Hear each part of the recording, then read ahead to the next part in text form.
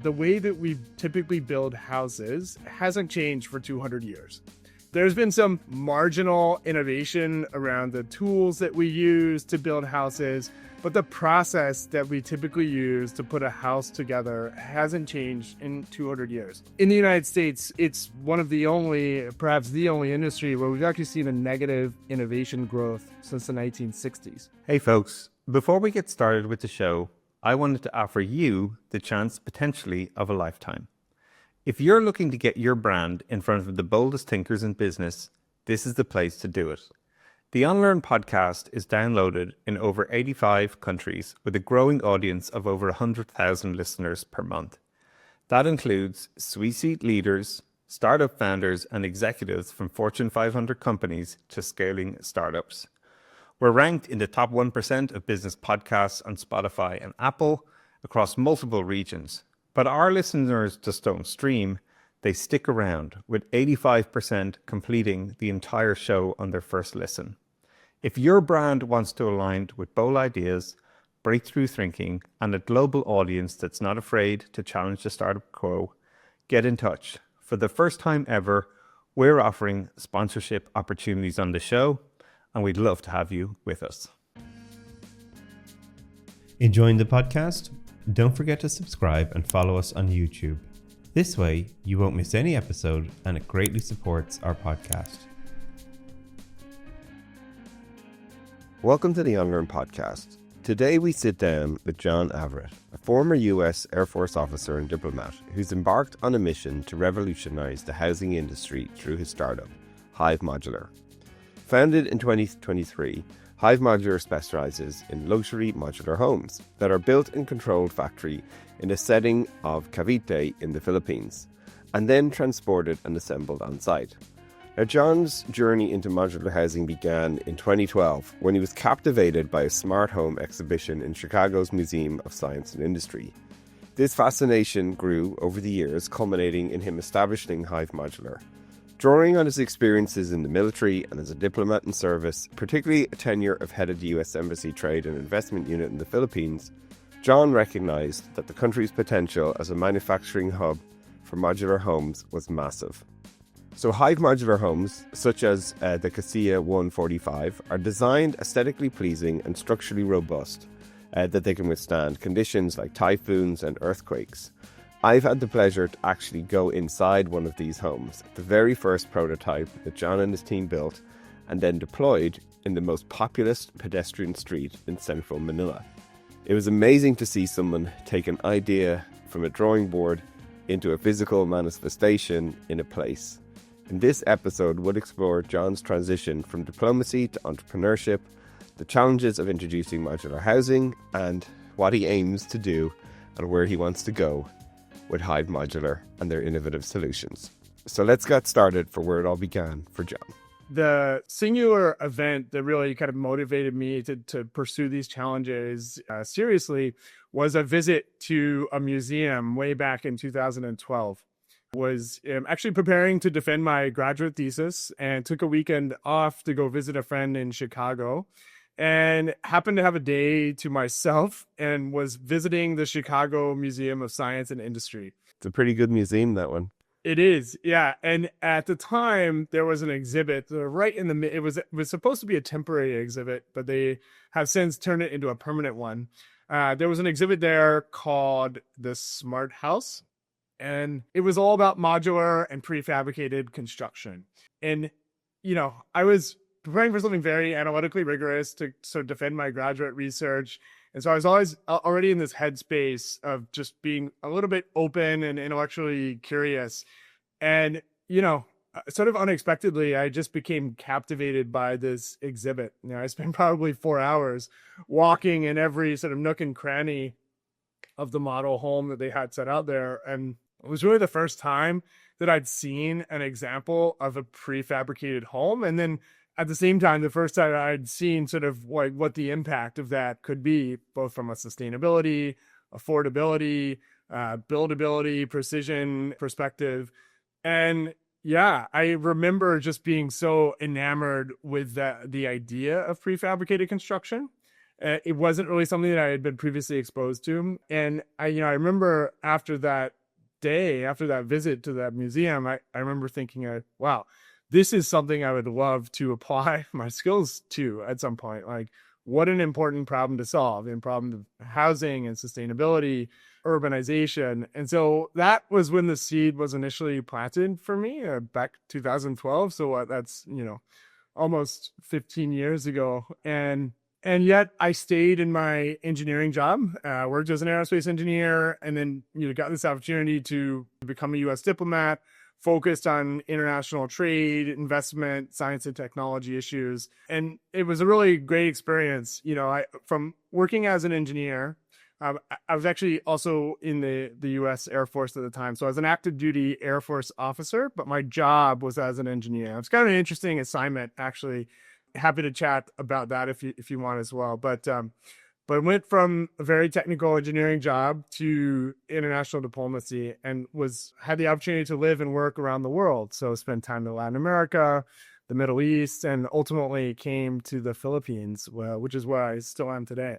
And it was an interesting, when I kind of reflect back on my previous careers, it was the experience as an engineer that gave me sort of the technical and analytical rigor that I needed to solve really challenging problems. Yeah. But then it was the sort of openness and global outlook and experience of being a diplomat that sort of let me know what the right problems were to solve. And so I feel like those two experiences together kind of really set me up well to become an entrepreneur.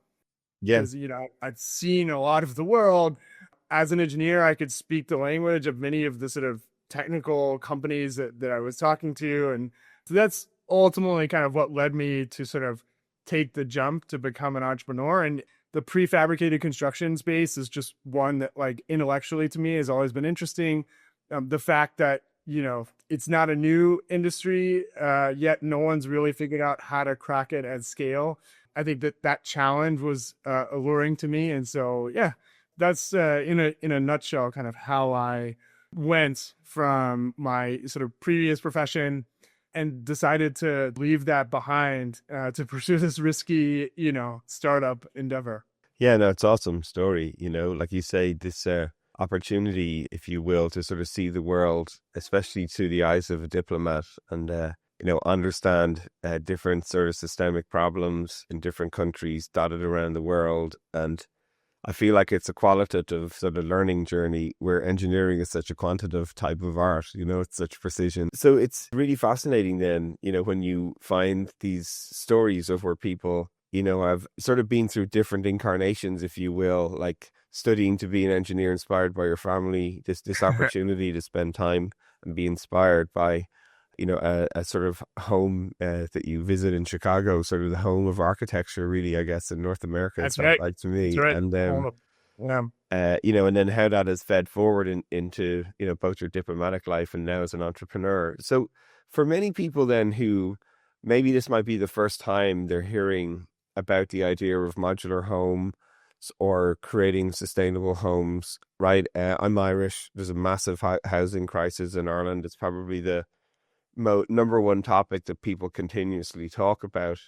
So share a little bit just for people, like, what is this sort of movement, if you will, this domain that you've chosen to start your business in, and what were some of the things you had to unlearn as you went into that sort of both the entrepreneurial journey, but also this domain from being a diplomat to actually being, building these modular homes in this industry? What were some of the things that sort of stood out to you that maybe surprised you, that you felt going in, oh, it's going to work like this, but actually the opposite was the case? Yeah, sure. Let me just make a comment about the housing issues in Ireland. So that dynamic is very much the same in the United States, in Australia, in Canada. I mean, it's something that we see across the developed, but also the developing world. Housing crises. And each market has its own sort of unique reasons why we're facing them, whether it's an affordability or a scarcity crisis. But if I could boil it down to one thing, it's that the way that we typically build houses hasn't changed for 200 years. There's been some marginal innovation around the tools that we use to build houses, but the process that we typically use to put a house together hasn't changed in 200 years. Yeah. In the United States, it's one of the only, perhaps the only industry where we've actually seen a negative innovation growth since the 1960s. Oh, wow. That's fascinating. Yeah. So today it's, relatively more expensive and slower to build a house than it was in the mid 1960s. And you compare that with the automotive industry and the aerospace industry, where there's been exponential growth in productivity, but in housing, there really hasn't. And again, I would go back to the fact that the process that we use to build houses hasn't really changed. And so really, in its most sort of essential form, prefabricated or modular housing is just taking the process of construction from a typical construction site and bringing it indoors into a factory and making it more like an assembly line process. Yeah. So, I mean, that's essentially it. Like, we build houses inside of a factory. Now, the technical details of how we do that and, how we're able to achieve the efficiency and the throughput that we're able to do, I mean, that's, we can talk about that if you want, but essentially, like, we are taking what is an inherently site-focused process and bringing it indoors. Why do we do that? A few reasons. First, and sort of the most obvious, is we're not beholden to the weather to build.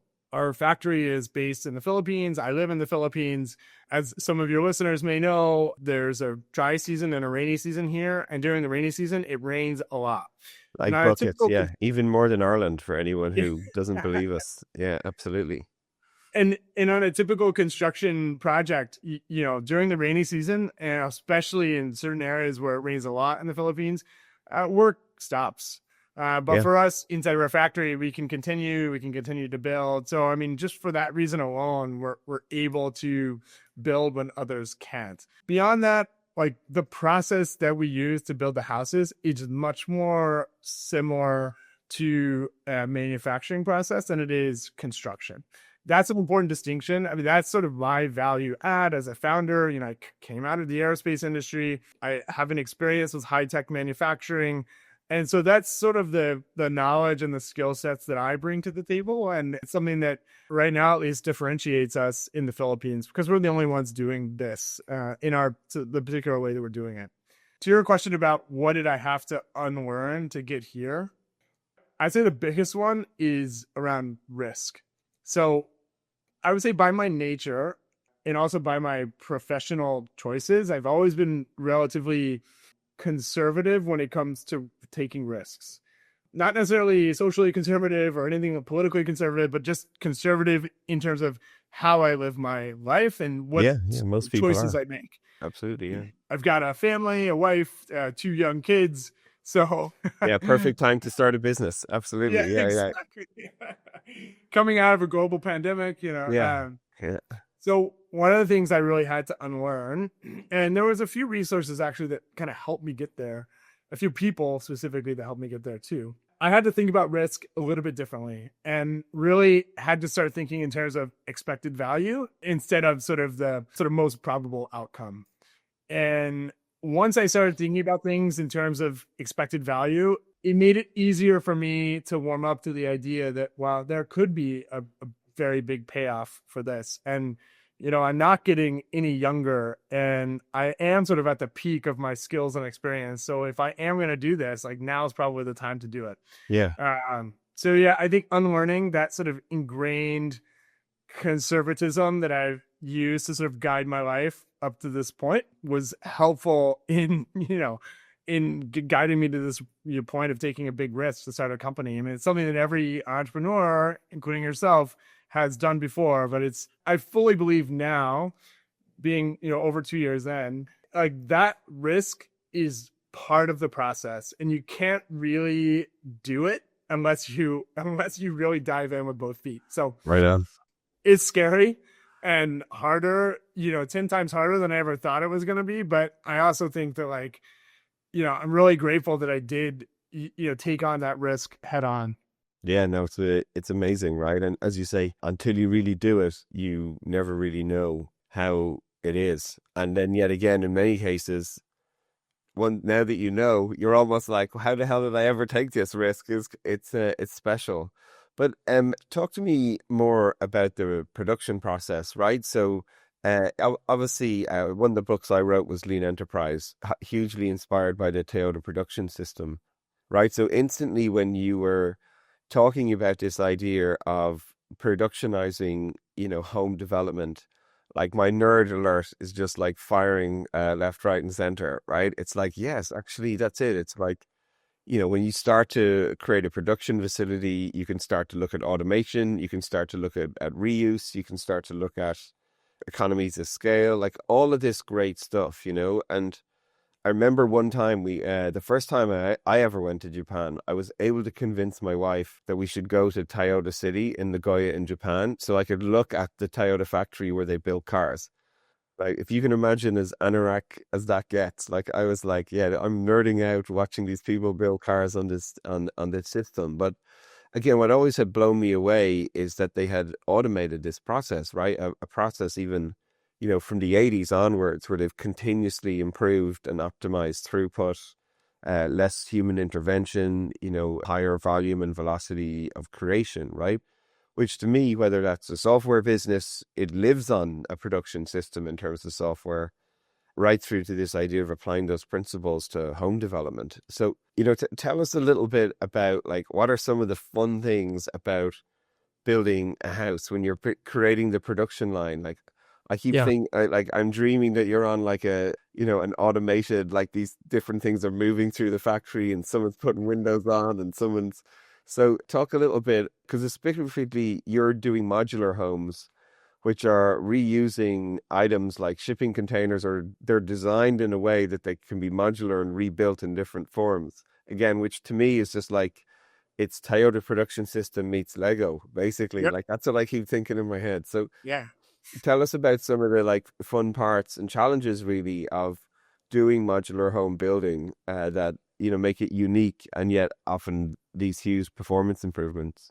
Yeah, no, it's a great question, and there's a lot to unpack there. Like Toyota is a great example, and many people don't realize this, but Toyota actually has a home division, Oh, cool! I didn't know that. No. and the Toyota home division is actually a pretty good proxy for what we're doing in the Philippines. And so I would say a couple things to start, and to sort of set the context. The first is that we realize that homes are not automobiles.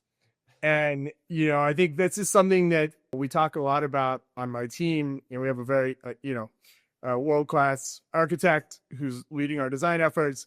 We have a world-class builder who's leading our factory operations. Each of these guys has decades of experience building high-end homes.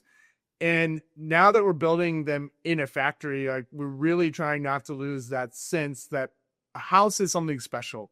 People have a very unique and emotional connection to a home. And so we're trying to bottle that energy and put it into everything that we do, including our assembly line process. Now, what makes our production process standardized and productized? I'd say it all goes back to our steel frames. So very similar to an automotive assembly plant, like every single one of our homes starts with a standardized steel chassis. So that steel chassis, which we design ourselves, we fabricated ourselves, but it is in the exact dimensions of an ISO standard shipping container. The reason that we build them that way is because we can easily put them on a truck, a boat, a train. As we say, sort of in the business, building those standards allows us to take advantage of the existing intermodal freight network. Right. It's like the rails are there, right? Exactly. The rails are there, especially going from Asia to North America, which is sort of our target market. Yeah. It's a part of our business model that I think surprises a lot of people. Shipping costs from Asia to North America, despite all the wackiness around tariffs right now, have traditionally been very cheap. And for us, remain very cheap relative to the overall cost of our goods. Cool. So I would say, again, everything sort of starts with our standardized chassis. And then beyond that, like, we are, we're trying to sort of move away from the traditional idea of construction and residential architecture, where each project is unique and bespoke. So what do I mean? Well, I mean that we're trying to create series of models of homes that customers can customize to a, I'd say, superficial degree, but that don't Sure. necessarily affect our manufacturing process. But to give the client, the customer, ownership over what ultimately will become their home. So I think it's a challenge in our industry in that we want to provide something that is standardized because it's easy for us to build and it allows us to tap into economies of scale. We also want to deliver a product that is unique and meets the needs of each one of our specific clients. So, that's something that we're through. I won't claim that we've figured out the right balance, but it is something that we think about a lot. Yeah, no, it's great. Like again, as I start to think about like everything has trade-offs, right? Like if you want to have efficiency, you standardize as much as possible, and variance obviously is great if people can have customizations, but too much then slows down the efficiency, right? It's always interesting. Same software, whatever it might be.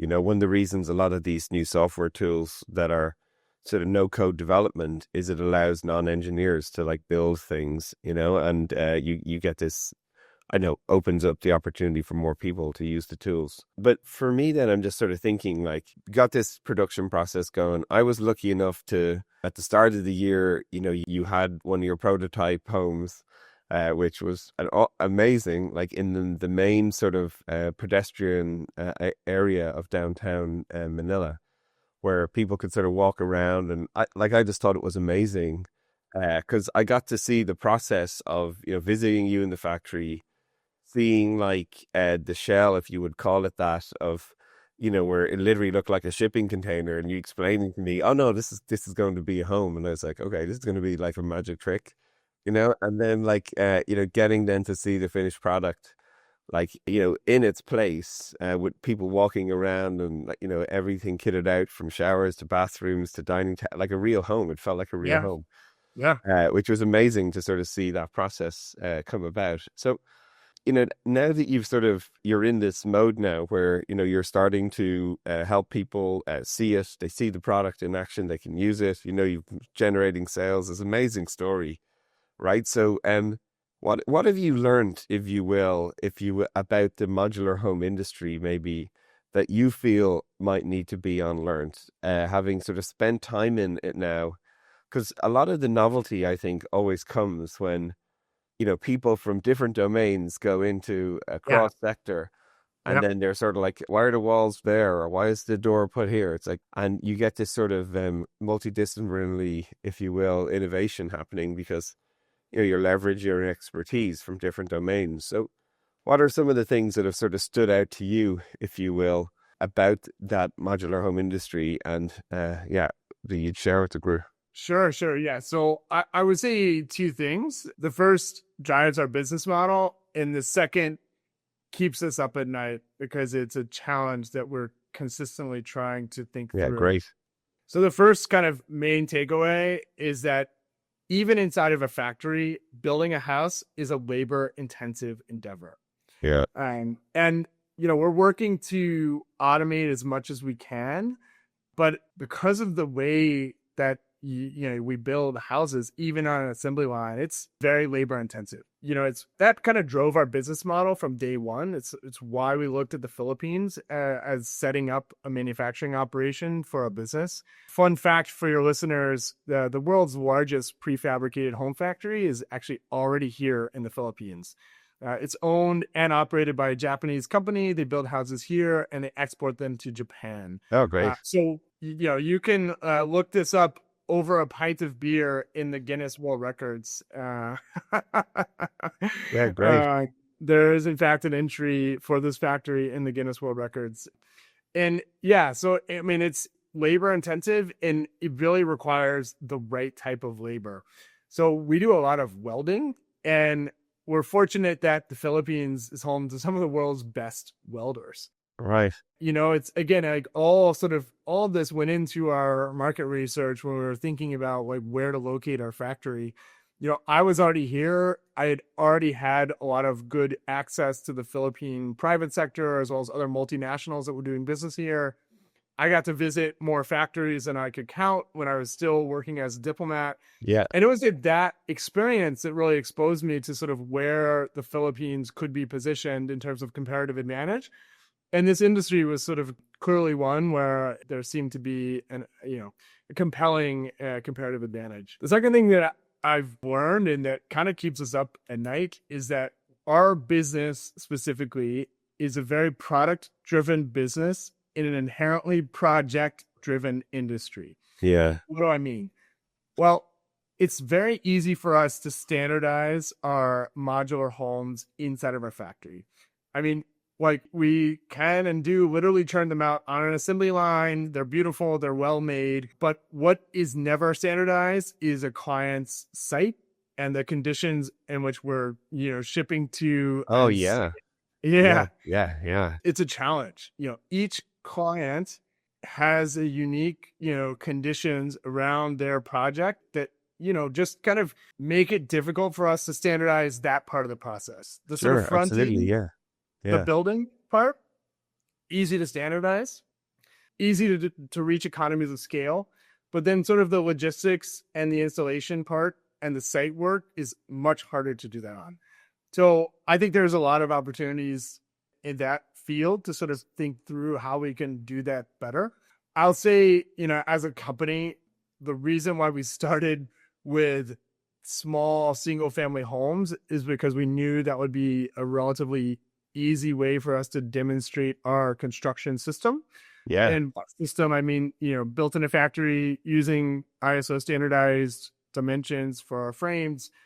But I will say like that, how we think about scaling at the company is not by building 1 million homes out of our factory every year. It's by building bigger buildings, multi-story, multifamily. But while we're focused on building these smaller projects, the site work issues are going to continue to sort of be a challenge for us to work through. Yeah, no, I love this. All right, there's so many, again, nerd alert moments for me. Like one, you're describing even the strategy for how to start the company, right? Like, so for folks listening, like the way you went about this, again, which struck me straight away as being super lean, really cool, was you started by building like one prototype of the home. Like you didn't go and do 100 of them. You built one, and to demonstrate progress, to prove out the product development process and show people like this is the product working, and then you showcased it in the biggest venue possible, like the pedestrianized area of a 20 million populated city, right? Which is super cool. But then even as you're describing, thinking about this, that the first product you're creating is one that is, like as you say, a smaller home that again improves your product development process. But then this challenge, like every business have, is like there's a supply chain and delivery. How do you land the home in its place of resting to a certain extent, right? And whether that's beside a lake or up a mountain or in a snow area or in a sunny area, right? Like it's out of your control. That's variability. So again, this is really interesting to hear the thought pattern of, so how do you scale the business? It's not, as you say, 1 million sort of tiny homes. It's bigger homes, multifunctional homes, multifamily homes. It's just great to hear that thinking, right? Because it's similarly when we're building software products, people talk a lot about the smallest version of the product with the closest market, the niche, and validating with that niche and then scaling. So it's always fun and fascinating to compare and contrast. You might do it in software, but when you're doing it in a materials business, these principles hold true, right? And even as an entrepreneur, you're thinking about de-risking and validating and showing progress to, get the next sort of wave of momentum, whether that's product development, fundraising, which you guys are doing at the moment. I highly recommend everybody check them out. It's pretty cool what you're doing. So, it's really interesting. And what helped you? Like, was that an intuitive approach to you, or like what helped you sort of like land that strategy to build out the business? Good question. I would like to think it was intuitive, but I would say it was probably a learned instinct. As you were talking, one of my intellectual heroes kind of popped into my head, a woman named Annie Duke. Not sure. Yeah, nice. Yeah, Annie's awesome. Yeah. Yeah. So I had the chance to meet Annie several years ago, and she actually changed my life. Like, I've heard this great quote that I think is really accurate. And the quote says, "Your life really only changes in two ways: the people you meet and the books you read." And in this case, I both met Annie and then read everything that she had written. So she left a very powerful impression on me. So sort of the book that kind of caused her to be and just real quick for your listeners. Yeah, absolutely. Yeah, of course. Yeah, Annie was a former professional poker player. When she retired, I think she was the winningest female poker player in World Series big poker history. Got into poker, and after a very successful career in poker, she decided to go back into academia as a decision scientist. And so her field of study and what she writes about is all about decision making. And the book that really changed my life initially was called Thinking in Bets. And that's, I talked a little bit about this idea, simple mathematical idea of expected value. That was really like the first book that opened my eyes to that, and, really kind of started diving in to my own sort of decision-making processes in a much more analytical way. A more recent book, I think, in fact, the most recent book that she wrote is called How to Quit. And really the thesis of her book is we don't quit often or early enough. And I was reading that book while I was still at the U.S. Embassy. And in the last page, I decided that, I'm ready to start this entrepreneurial journey. But one thing that Annie talks a lot about is sort of taking the sort of smallest marginal incremental step towards your goal and testing that, and then taking the next mark. And so that's really what informs my thinking about the business, how to run it, how to scale it. Well, I'll say one other thing, which is we've been very fortunate to hire some really outstanding people. And I think having just an incredible team around, it's been amazing. Like, we're in a very hard industry. I mean, there are dozens of high profile examples of companies like ours that have, failed to make a meaningful impact on the housing industry. And so, we knew that to tackle this problem, seriously, we would need to bring on board a very good team. And so I'm grateful that we were able to convince, some true experts in the field to join us. And, their thinking, their input, their thought process, helps me kind of make decisions as I navigate the business, and again, as I said, I'm an outsider. I'm not an architect. I'm not a builder in the traditional sense. I didn't come from the construction industry, but I do know sort of where my value lies. And I think that's something that everyone on our leadership team respects. We each come from a different domain, but it's when our, collective domain experience is put to use that's really where something special happens. Right on. Yeah, no, that's like you say, the best teams, everybody plays their part and brings the best out of one another. They're always the favorite teams I've ever been on, is holding each other accountable to what greatness can be and going after it. So looking forward then, what are you excited most about the modular home industry? Like you said, you're in a really unique position. You're in the Philippines, next door to the world's largest. Maybe it'll be you in one day. Who knows? I hope so. So, but again, like, this housing crisis is not going away. The population of the planet is growing exponentially. Right, like there has to be another way that we can find housing for people, and I just feel like this movement is going to play a part in that. So, what are some of the things you're most excited about? I guess having served in government and sort of seeing and implementing government policy firsthand, I'd say I'm excited to see governments around the world, and I'll give two examples, really understand the nature of the housing problem correctly or diagnose it correctly, and then really sort of see the benefit of prefabricated and modular construction as a potential solution. Not a panacea, but a potential solution to the housing problems. Sure. The first is Canada. So the newly elected Canadian Prime Minister, Mark Carney, announced huge multi-billion-dollar initiative around prefabricated construction. Again, Right. like it was a landmark deal in the fact that you haven't seen government support for the prefabricated housing industry in any other developed markets like this. So that Oh, was wow. exciting to see. Yeah. The second one is out of Australia. So the largest bank in Australia, the Commonwealth Bank of Australia, recently announced a prefabricated housing loan. One of the challenges for many prefabricated, construction companies and developers, for that matter, is the financial incentives and the economics are very different than traditional site-built construction. And to see Australia's largest bank come out with a product designed specifically to finance modular construction projects is a huge step forward.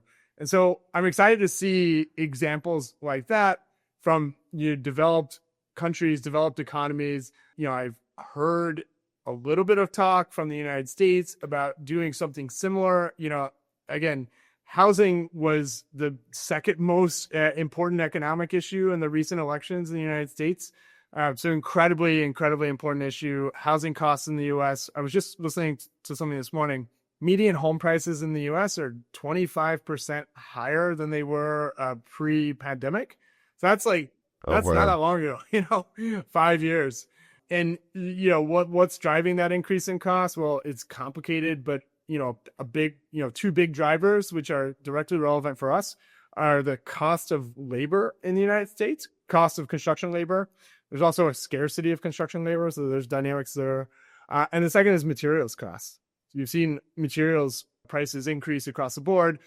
Oh, by the way, that's going to get a lot worse here soon with the once tariffs actually do take effect in the United States. So, again, I think there's a lot of dynamics, macroeconomic dynamics in the U.S. and other developed markets around the world that are sort of in our favor right now. And I'm excited about that. We're kind of biding our time, really kind of focusing on building the best business we can, building the best team we can, and really being the best at churning out these, our product. And we know that when the time is right, and it might be sooner than we're expecting, we're going to have a really, big shot at solving some of these housing challenges at scale. And so that's sort of what excites me. Yeah, well, look, as you say, I'm here sort of cheering you on. It's been amazing to follow the journey, to see the journey. People often say, "Can you manifest your dreams?" Like, you actually get to do it. It's I've walked inside the dream that you had of creating a modular home, and it's awesome. So, yeah, no, I wish you and the team an amazing journey. Like I said, folks, they're in the process now of building the business. They've got homes out there. They're starting to fundraise again. So if you're interested, how can people find out more, John, about what you're doing? Yeah, so you can check out our website, which is hive-modular.com, or check us out on social media. Our Instagram page has sort of gone recently viral.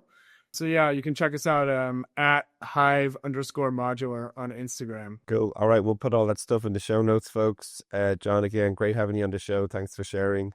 I'm looking forward to buying my first modular home. I hope it's going to be with you and your team. All right, thank you very much. Awesome. Thanks so much, Barry. We'll see you. Thanks so much for listening. If you found this episode useful, make sure you subscribe on Apple Podcasts, Spotify, or your favorite podcast app. Please consider leaving a rating or a review, as it helps others find our podcast. For more episodes and details about the show, visit barryoreilly.com, and we'll see you on the next episode.